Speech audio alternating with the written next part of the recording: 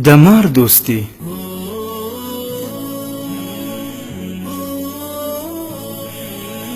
وای چې په هند کې یوې ښځې کور ته د مار بچی راوړی و. دې به هر وخت خواړه ورکول او پاله یې. مار به هره شپه د دې تر څنګ ویده کېده او شاوخوا به ترې تاوېده. په دې کې کلونه تیر شول. مار نور نو هغه پخوانی چینجي ډوله مار نه و، بلکې ښامار شوی و. مګر له دې سره سره یې له خپلې سختنې سره هماغه چلن و. دې به چې څه ورته کېښودل هغه به یې خوړل او د شپې به یې تر څنګ تاوېده راتاوېده. له ورځو نه یوه ورځ وه چې مار خوراک بند کړ.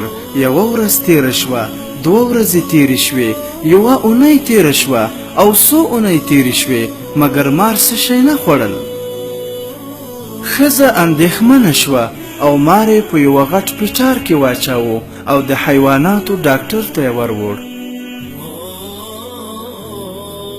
ډاکټر ته چې یې ټول نقل وکړ، ډاکټر ترې وپوښتل چې مار دې اوس هم د شپې په څنګ کې څملي او چې ته ویده یې شاوخوا ته دې ګرځي؟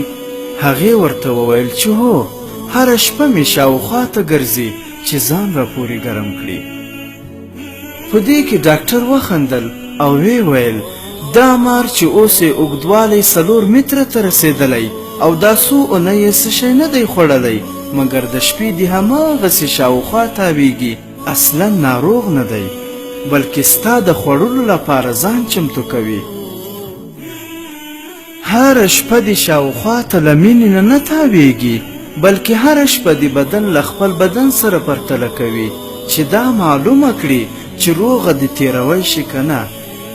او دا 100 اونۍ خوراک هم د دې لپاره بند کړی چې ښه درته وږی شي او بیا دې وخوري. عبرت: ځینې خلک چې په ښکاره یاران ښکاري او تل ښکته او پورته در سره کیږي، په اصل کې یاران نه وي بلکې ماران وي. په ښکاره د دوستۍ پیښې کوي، مګر په پټه د حالات تلي چې کله یې خوله درته جوړیږي چې له کومې دې تیر کړي.